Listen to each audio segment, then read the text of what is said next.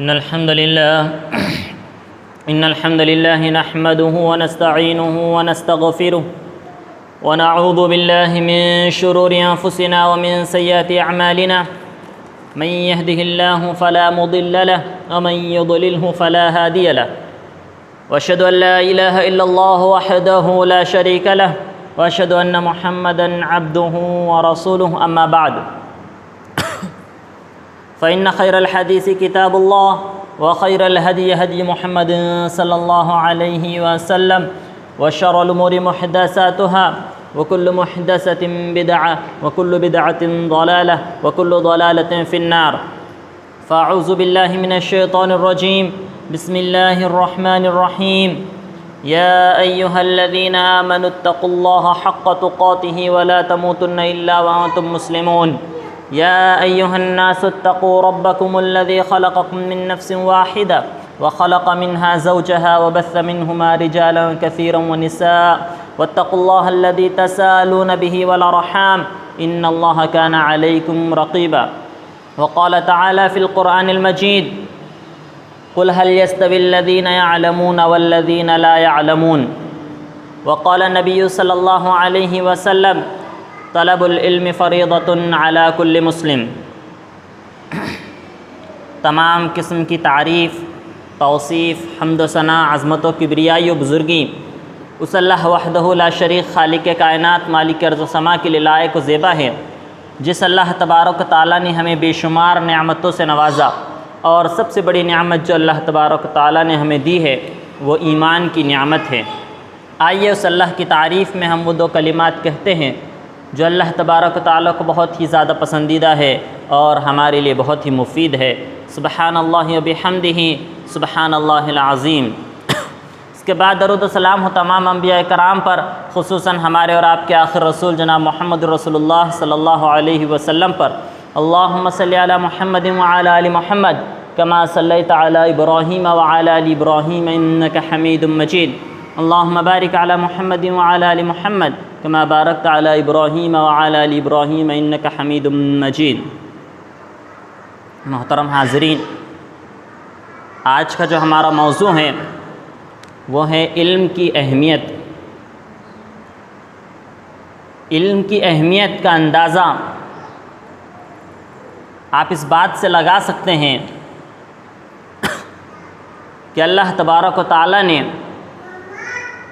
اپنے آخری نبی جناب محمد الرسول اللہ صلی اللہ علیہ وسلم پر اپنی آخری کتاب قرآن مجید کی سب سے پہلی آیت جو ان پہ نازل کی، اس میں حکم پڑھنے کا دیا۔ اس سے آپ اندازہ لگا سکتے ہیں کہ دین اسلام میں، شریعت اسلام میں علم کی کتنی اہمیت و فضیلت ہے، اور حقیقت بھی یہی ہے کہ جس قوم کے پاس علم نہیں ہوتا ہے وہ قوم نہ تو دنیا میں کامیابی حاصل کر سکتی ہے اور نہ ہی وہ آخرت میں کامیاب ہو سکتی ہیں۔ اور جیسے کہ ہم سب جانتے ہیں، ایمان جو ہے اس کا درست ہونا کوئی بھی عمل کے قبول ہونے میں ضروری ہے۔ جب تک ایمان درست نہیں ہوگا کوئی عمل درست نہیں ہے، اور ایمان کے درست ہونے میں بندے کے پاس صحیح علم ہونا بھی ضروری ہے۔ جب اس کے پاس صحیح علم ہوگا تب اس کا ایمان درست ہوگا۔ قرآن مجید کی یہ بات کئی آیتوں سے ثابت ہوتی ہے، اس میں سے چند میں آپ کے سامنے رکھتا ہوں کہ علم ہی ایمان کی رہنمائی کرتا ہے۔ جیسے کہ اللہ تبارک و تعالیٰ نے قرآن مجید میں فرمایا وَقَالَ الَّذِينَ أُوتُوا الْعِلْمَ وَالْإِيمَانَ لَقَدْ لَبِثْتُمْ فِي كِتَابِ اللَّهِ، کہ علم والوں نے کہا اور ایمان والوں نے کہا۔ یہاں پر آپ غور کیجئے کہ اللہ تبارک و تعالیٰ نے علم والوں کا پہلے تذکرہ کیا اور اس کے بعد ایمان والوں کا تذکرہ کیا۔ اسی طریقے سے آپ دیکھیے قرآن مجید میں اللہ تبارک و تعالیٰ نے ایک اور جگہ فرمایا وَلِيَعْلَمَ الَّذِينَ أُوتُوا الْعِلْمَ وَالْإِيمَانَ فَيُؤْمِنُ بِهِ فَتُخْبِتَ لَهُ قُلُوبُهُمْ، کہ علم والوں کو اور ایمان والوں کو چاہیے کہ وہ ایمان لائے اللہ پر۔ اس میں دو چیزیں ہم کو سمجھ میں آتی ہیں۔ یہاں پر بھی اللہ تبارک و تعالیٰ نے علم والوں کا پہلے تذکرہ کیا، پھر ایمان والوں کا تذکرہ کیا۔ اس سے یہ پتہ چل رہا ہے کہ علم جب بندے کے پاس حاصل ہوگا، علم اس کی ایمان کی رہنمائی کرتا ہے، اور جب بندہ ایمان لاتا ہے اللہ تبارک و تعالیٰ پر، اس کا ایمان مکمل ہوتا ہے، تو اس کے اندر اللہ تبارک و تعالیٰ کا تقویٰ پیدا ہوتا ہے، اس کے اندر اللہ کا ڈر پیدا ہوتا ہے۔ تو علم کا نتیجہ ایمان، اور ایمان کا نتیجہ خضوع تقویٰ ہوتا ہے۔ اسی طریقے سے علم کی اہمیت و فضیلت ہمیں احادیث سے بھی معلوم ہوتی ہیں، جیسے کہ اللہ کے رسول صلی اللہ علیہ وسلم کی حدیث ہے، امام ترمذی، امام طبرانی معجم الکبیر میں یہ حدیث لائے ہے۔ راوی حدیث عبداللہ ابن عباس بیان کرتے ہیں کہ رسول اللہ صلی اللہ علیہ وسلم نے فرمایا، طلب العلم فریضۃ علی کل مسلم، علم کا حاصل کرنا ہر مسلمان پر فرض ہے۔ فرض کوئی چیز جب اس کے لیے کرنا وہ ضروری ہے، بالکل لازمی ہے، تب کہا جاتا ہے۔ تو علم کا حاصل کرنا ہر مسلمان پر، چاہے وہ مرد ہو یا عورت ہو، رسول اللہ صلی اللہ علیہ وسلم نے کہا کہ یہ فرض قرار دے دیا گیا ہے۔ اسی طریقے سے آپ دیکھیے کہ امام بخاری نے بخاری میں کتاب العلم میں دو عجیب و غریب باب انہوں نے باندھے ہیں، اس سے آپ کو علم کا اندازہ ہوگا۔ ایک باب تو انہوں نے اس طریقے سے باندھا ہے، باب العلم قبل القول والعمل، یہ باب ہے علم کا بولنے سے پہلے اور عمل کرنے سے پہلے۔ وہ یہ بتلانا چاہ رہے ہیں کہ جس آدمی کے پاس علم نہیں ہے، اس کو نہ تو شریعت کی کوئی بات کرنی چاہیے، کوئی بات بولنی چاہیے، اور نہ اس پر عمل کرنا چاہیے۔ جب تک انسان کے پاس صحیح علم نہیں ہے تو اس کو کوئی دلیل، کوئی دین کی بات کرنی نہیں چاہیے اپنے سے، اور نہ وہ اس چیز پر عمل کرے جس کا اس کے پاس صحیح علم نہ ہو۔ اسی طریقے سے دوسرا باب بخاری میں وہ اس طریقے سے باندھتے ہیں، باب تعلیم الرجل امتہ و اہلہ، یہ باب ہیں کہ آدمی اپنے لونڈی کو، نوکرانی کو اور اپنے گھر والوں کو علم سکھلائے۔ اس میں انہوں نے اپنے نوکرانی کا پہلے ذکر کیا، لونڈی کا پہلے ذکر کیا کہ وہ اسے علم سکھائے اور اپنے گھر والوں کو علم سکھلائے۔ اس میں فقیہ الامہ امام بخاری کی بات پر اگر ہم غور کریں گے تو ہمیں پتہ چلے گا کہ انہوں نے گھر والوں سے پہلے نوکرانی کا ذکر کیوں کیا؟ وہ اس لیے کہ اپنے گھر والوں کی فکر تو ہر کوئی کر لیتا ہے۔ آدمی کو چاہیے کہ اگر اس کی کوئی نوکرانی ہے، کوئی لونڈی ہے، تو وہ اسے بھی علم سکھانے کی فکر کرے، اس لیے وہ اپنے اہل سے پہلے اس کو رکھ رہے ہیں۔ اسی طریقے سے آپ دیکھیے خطبہ جمعہ میں نے آپ کے سامنے ایک آیت پڑھی، اللہ تبارک و تعالیٰ نے قرآن مجید میں فرمایا، قُلْ هَلْ يَسْتَوِي الَّذِينَ يَعْلَمُونَ وَالَّذِينَ لَا يَعْلَمُونَ، کیا جاننے والے، علم والے اور جو بغیر علم والے ہیں وہ کیا برابر ہو سکتے ہیں؟ ہرگز وہ برابر نہیں ہو سکتے۔ جو علم والے ہیں اور جو بغیر علم والے وہ کبھی بھی برابر نہیں ہو سکتے۔ اسی طریقے سے اللہ تبارک و تعالیٰ نے سورۃ المحمد میں فرمایا،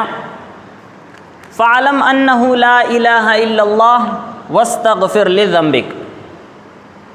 کہ تم لا الہ الا اللہ کا علم حاصل کرو اور اللہ سے توبہ استغفار کرو۔ یہاں پر اللہ تبارک و تعالیٰ نے توبہ استغفار کرنے سے پہلے یہ بتلایا کہ تم لا الہ الا اللہ کا علم حاصل کرو۔ اس سے یہ بھی بات پتہ چلتی ہیں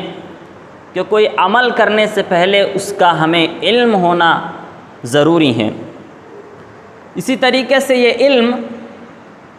جو ہے انسان کو دنیا میں تو فائدہ دیتا ہی ہے، لیکن اس کو مرنے کے بعد بھی فائدہ دیتا ہے۔ علم جو ہے صدقہ جاریہ ہیں۔ جب انسان اس دنیا سے رخصت ہو جاتا ہے، تمام نیکیاں اس کی ختم ہو جاتے، اس کے اعمال ختم ہو جاتے، لیکن اس کا علم اسے فائدہ پہنچاتا رہتا ہے۔ وہ کس طریقے سے، آئیے حدیث دیکھتے ہیں۔ مسلم شریف کی حدیث ہے، اللہ کے رسول صلی اللہ علیہ وسلم نے فرمایا، ابو ہریرہ رضی اللہ عنہ اس کے راوی ہیں، اللہ کے رسول صلی اللہ علیہ وسلم نے فرمایا کہ جب آدمی کا انتقال ہوتا ہے تو اس کے نام اعمال بند کر دیے جاتے ہیں، اس کے نام اعمال کا دفتر بند کر دیا جاتا ہے، اس سے الگ ہو جاتا ہے، وہ بند کر کے اس کے گلے میں اس کے نام اعمال کو لٹکا دیا جاتا ہے، اور یہ نام اعمال پھر قیامت کے دن ہی کھلیں گے، جیسے کہ اللہ تبارک و تعالیٰ نے قرآن مجید میں بھی فرمایا، وَقُلَّ إِنسَانٍ أَلْزَمْنَاهُ طَائِرَهُ فِي عُنُقِهِ وَنُخْرِجُ لَهُ يَوْمَ الْقِيَامَةِ كِتَابًا يَلْقَاهُ مَنشُورًا اقْرَأْ كِتَابَكَ۔ قیامت کے دن اس کے نام اعمال کھولے جائیں گے اور اسے کہا جائے گا اقرأ کتابک، اس کتاب کو تو پڑھ۔ تو جب انسان مر جاتا ہے، نام اعمال کے اس کا دفتر تو بند ہو جاتا ہے، اس میں کوئی نیکیاں بھی شامل نہیں ہوں گی، وہ کتاب نام اعمال کی قیامت کے دن ہی کھلیں گی۔ لیکن اللہ کے رسول صلی اللہ علیہ وسلم نے فرمایا کہ 3 چیز ایسی ہے جو انسان کو مرنے کے بعد بھی مسلسل فائدہ پہنچاتی رہتی ہے، اس کے درجات بلند ہوتے ہیں۔ وہ 3 چیزوں میں سب سے پہلی چیز صدقۃ جاریہ، ایسا صدقہ جو اس نے دنیا میں کر کے گیا ہو جس سے لوگ فائدہ اٹھا رہے ہوں، صدقہ جاریہ اسے مرنے کے بعد بھی پہنچاتا ہے۔ او علم ینتفع بہ، ایسا علم جس سے لوگ فائدہ اٹھا رہے ہو، کوئی ایسا علم اس نے اس دنیا میں چھوڑ کر گیا ہو، اس کے جانے کے بعد بھی اس کے علم سے لوگ فائدہ اٹھا رہے ہوں۔ یہاں پر اللہ کے رسول صلی اللہ علیہ وسلم نے دینی علم کو خاص نہیں کیا، بلکہ اللہ کے رسول صلی اللہ علیہ وسلم نے فرمایا ایسا علم جس سے لوگ فائدہ اٹھا رہے ہوں، مرنے کے بعد اس کے درجات اس سے بلند ہوتے ہیں۔ اس میں یہ ضروری نہیں کہ وہ دینی علم ہی ہو، بلکہ ایسا کوئی علم یا وہ سائنس کا ہو سکتا ہے یا پھر وہ جغرافیہ کا ہو سکتا ہے، کوئی بھی فن میں ایسا علم جس کے سے لوگ فائدہ حاصل کر رہے ہوں، جس سے فائدہ ہو رہا ہو انسانیت کو، وہ علم انسان کو مرنے کے بعد بھی اس کو فائدہ پہنچاتا ہے، اس کے درجات اس سے بلند ہوتے ہیں۔ اسی طریقے سے او ولد صالح یدعو لہ، کہ اس کی نیک اولاد جو اس کے لیے دعا کرے، یہ اسے فائدہ پہنچاتی ہے مرنے کے بعد بھی۔ اس میں یہ ضروری ہے کہ انسان کی وفات توحید پر ہی ہو اور اس کا شرک سے کوئی تعلق نہ ہو۔ اگر وہ مشرک ہے تو یہ چیز اسے فائدہ نہیں پہنچائیں گی۔ تو توحید پہ جو انسان ہے اس کو یہ 3 چیزیں مرنے کے بعد بھی فائدہ پہنچاتی رہتی ہیں۔ سب سے پہلے صدقہ جاریہ، جو اس نے ایسا صدقہ کر کے گیا جس سے لوگ فائدہ حاصل کر رہے ہو، ایسا علم جس سے لوگ فائدہ حاصل کر رہے ہو چھوڑ کر گیا ہو، اور تیسری چیز نیک اولاد جو اس کے حق میں دعا کرے، اللہ تبارک تعالیٰ اس سے اس کے درجات کو بلند کرتا ہے۔ یہی وجہ ہے، آپ دیکھیے کہ جتنے نبی اس دنیا میں آئے، اللہ تبارک تعالیٰ نے سبھی کو عملی معجزہ دیا، اور اللہ کے رسول صلی اللہ علیہ وسلم کو عملی معجزے کے ساتھ ایک علمی معجزہ بھی دیا۔ موسیٰ علیہ السلام کو آپ دیکھ لیجئے کہ ان کے پاس ایک عصا تھا جس سے وہ پانی پر مارتے تو راستہ بن جاتا۔ عیسیٰ علیہ السلام کو اللہ تبارک و تعالیٰ نے معجزہ دیا تھا کہ وہ مردے کو زندہ ہونے کا حکم دیتے تو اللہ کے حکم سے وہ زندہ ہو جاتا۔ چڑیا کو ہاتھ سے بنا کر اس میں روح پھونکتے تو اللہ کے حکم سے وہ اڑنے لگتی۔ بہت سے معجزات اللہ تبارک و تعالیٰ نے نبیوں کو دیا، وہ سب عملی معجزات تھے، لیکن اللہ کے رسول صلی اللہ علیہ وسلم کو عملی معجزے کے ساتھ ساتھ ایک علمی معجزہ قرآن مجید اللہ کے رسول صلی اللہ علیہ وسلم کو دیا گیا، جو قیامت تک کے لیے یہ واضح اپنے دلائل دے رہا ہے کہ اس جیسی کوئی کتاب کوئی انسان بنا نہیں سکتا، اس جیسی کوئی ایک آیت بھی انسان بنا نہیں سکتا، اس جیسی کوئی ایک لفظ، کوئی ایک جملہ، کوئی ایک سینٹنس بھی انسان ایسا بنا نہیں سکتا۔ یہ علمی معجزہ بھی اللہ کے رسول صلی اللہ علیہ وسلم کو دیا گیا، اس سے اللہ کے رسول صلی اللہ علیہ وسلم کی فضیلت ہمیں معلوم ہوتی ہے۔ اسی طریقے سے علم کی فضیلت ہمیں اس چیز سے بھی معلوم ہوتی ہے کہ ہم اگر اپنے بدن کو حصے کو اگر غور کرتے ہیں تو ہمیں پتہ چلتا ہے جتنی وہ چیزیں جس سے انسان علم حاصل کرتا ہے اللہ تبارک و تعالیٰ نے ہمارے بدن میں اوپر کے حصے میں رکھی ہیں۔ دماغ سے انسان علم حاصل کرتا ہے، آنکھوں سے انسان علم حاصل کرتا ہے، سن کر انسان علم حاصل کرتا ہے، زبان سے انسان علم حاصل کرتا ہے۔ یہ انسان کے جسم میں اللہ تبارک و تعالیٰ نے سب اوپر کے حصے میں رکھے ہیں۔ اس سے پتہ چلتا ہے کہ اللہ تبارک و تعالیٰ نے علم کے حاصل کرنے میں جو چیز ضروری ہے اس کو بھی اللہ نے فضیلت دی ہے۔ اسی طریقے سے آپ دیکھ لیجئے اللہ تبارک و تعالیٰ نے جب یوسف علیہ السلام کو اللہ تبارک و تعالیٰ نے جب جیل سے نکالا، جب وہ جیل سے رہا ہوتے ہیں، اس وقت بھی انہوں نے اپنے علم کی دلیل بادشاہ کے سامنے پیش کی اور یہ بتلایا کہ میرے پاس علم حاصل ہے، اس لیے تم مجھے تم عہدہ حاصل مجھے تم جو ہے فوڈ منسٹر بنا دیجئے، فوڈ تقسیم کرنے کی ذمہ داری میرے ہاتھ میں دے دیجئے، اس لیے کہ میرے پاس علم ہے۔ اس سے پتہ چلتا ہے کہ اللہ تبارک و تعالیٰ علم والوں کو دنیا میں بھی فضیلت حاصل کرتا ہے، دنیا میں بھی انہیں فائدہ ہوتا ہے۔ جیسے کہ یوسف علیہ السلام نے بادشاہ سے کہا قال علی خزائن الارض انی حفیظ علیم، وہ کہتے ہیں کہ میرے پاس اس زمین کے خزانوں کا علم ہے اور میں اس کی حفاظت بھی کرنے والا ہوں۔ اس سے پتہ چلتا ہے کہ جب ایک انسان کے پاس علم ہوتا ہے تو وہ اچھے عہدے اور اچھا رتبہ بھی حاصل ہوتا ہے اسے۔ علم کی بدولت اللہ تبارک و تعالیٰ انسان کو دنیا میں اچھے عہدے اور اچھا رتبہ اور اچھی عزت بھی دیتا ہے۔ لیکن آج افسوس کی بات ہے کہ مسلمان کو آپ دیکھ لیجئے کہ علمی میدان میں یہ مسلم قوم بہت ہی پیچھے ہمیں نظر آتی ہیں۔ جس مذہب میں، جس کی تعلیم میں علم کی اتنی فضیلت اور اہمیت بتلائی گئی ہے، افسوس کی بات ہے کہ آج مسلمان ہر علم کے فیلڈ میں ہمیں پیچھے نظر آتے ہیں۔ ہمیں تو چاہیے تھا کہ ہم دنیا و آخرت کے دونوں علموں میں اپنے آپ کو ثابت کرتے اور دنیا کے سامنے دینی علم دنیا کے لوگوں کے سامنے پیش کر کے اس دینی علم کو ثابت کرتے کہ یہی دینی علم، یہی شریعت جو ہے حقیقت میں کامیابی کا راستہ ہے۔ لیکن اس میں آج ہم فیل نظر آتے ہیں۔ اسی طریقے سے آپ دیکھ لیجئے کہ بنی اسرائیل نے جب ان کے پاس ایک نبی تھے جن کا نام شمویل علیہ السلام تھا، ان سے مطالبہ کیا، ان سے کہا کہ آپ ہمارے لیے کوئی ایک امیر مقرر کر دیجئے جس کی لیڈرشپ میں، جس کی قیادت میں ہم جالوت سے جنگ کریں، جس نے تابوت سکینہ ہم سے چھین کر لے گیا ہے۔ ہم چاہتے ہیں کہ کوئی نہ کوئی امیر آپ ہمارے لیے اس کا انتخاب کر دے تاکہ ہم اس کی قیادت میں جالوت سے جنگ کر سکیں۔ تو شمویل علیہ السلام کہتے ہیں کہ اللہ تبارک و تعالیٰ نے تمہارے لیے طالوت کو مقرر کیا ہے۔ تو وہ لوگ کہنے لگے یہ طالوت کیسے ہمارا رہنما اور ہمارا لیڈر بن سکتا ہے؟ تو شمویل علیہ السلام نے کہا زادہ بسطۃ فی العلم والجسم، اللہ تبارک و تعالیٰ نے اسے جسم اور علم عطا کیا ہے۔ اس سے پتہ چلتا ہے کہ لیڈرشپ میں کوئی ایک انسان کو اگر ہم لیڈر بناتے ہیں تو اس کے اندر دو چیز ہونی چاہیے، ایک تو علم ہونا چاہیے، اور یہاں جسم سے مراد کوئی موٹا ہٹا کٹا نہیں، بلکہ جسم سے مراد مفسرین یہ کہتے ہیں کہ وہ انسان کے اندر اتنی طاقت و قوت ہونی چاہیے کہ وہ اپنے قانون کو لوگوں پر نافذ کر سکے، اپنے فیصلہ لوگوں سے منوا سکے۔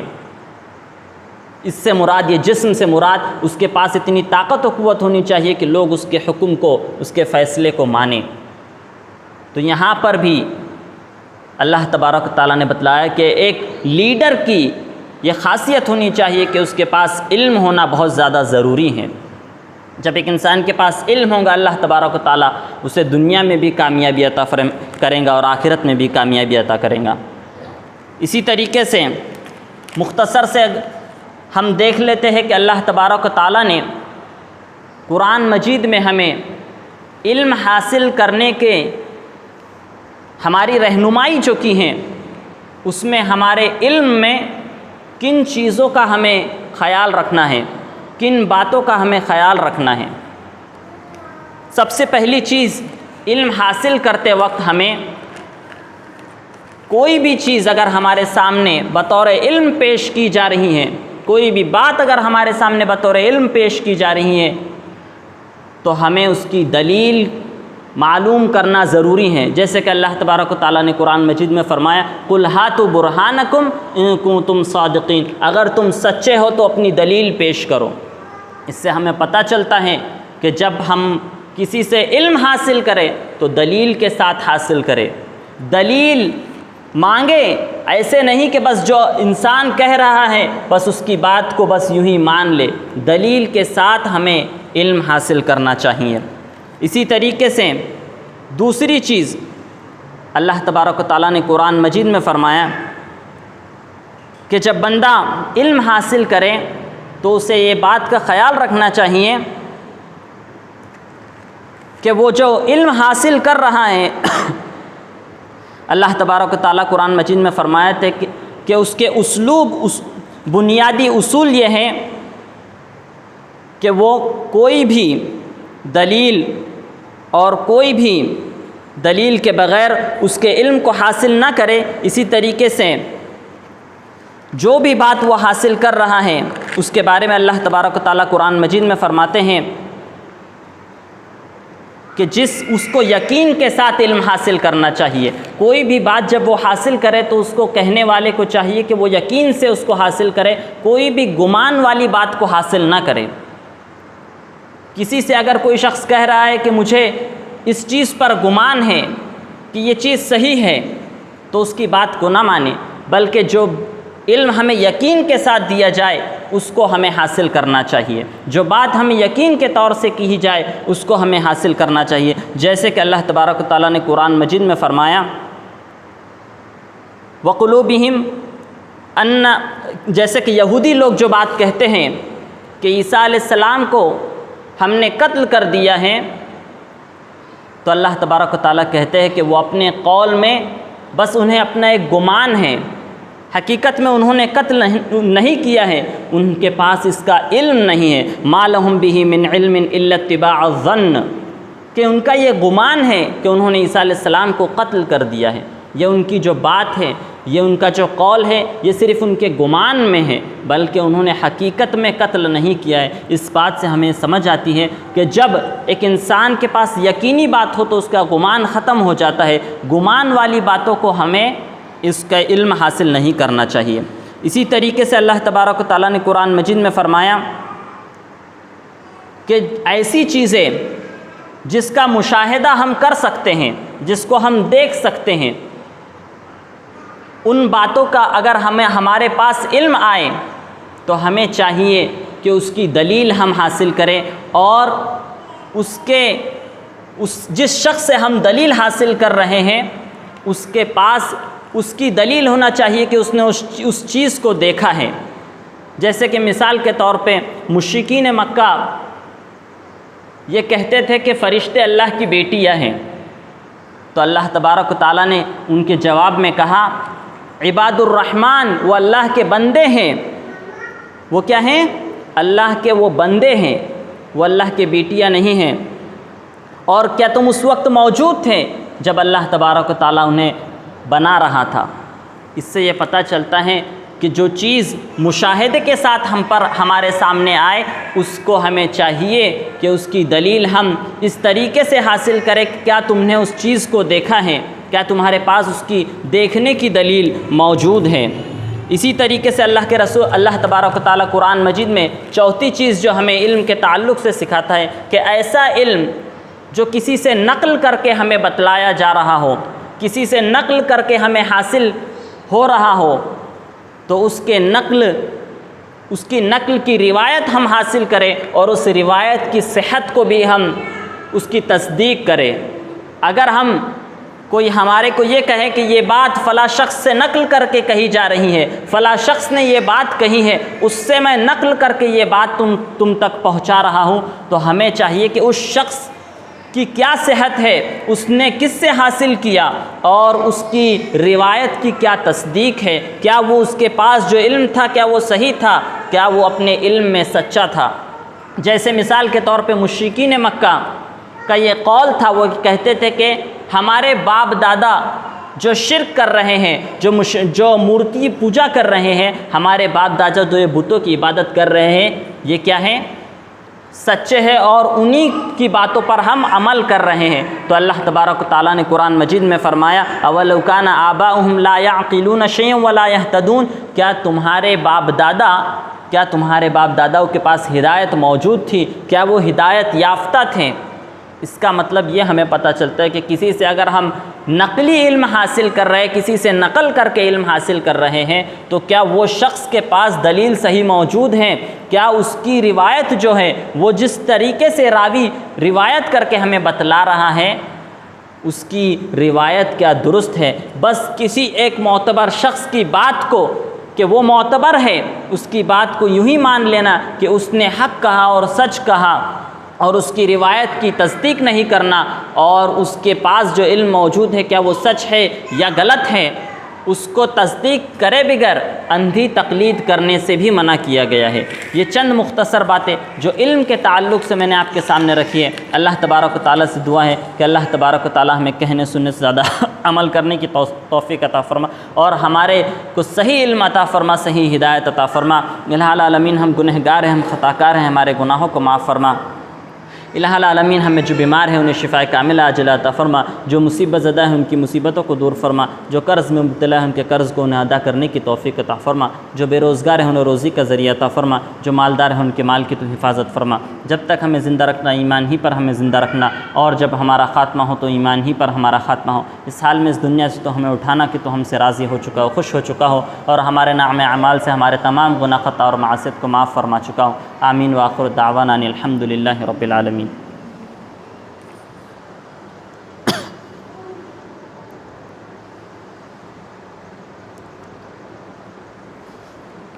إن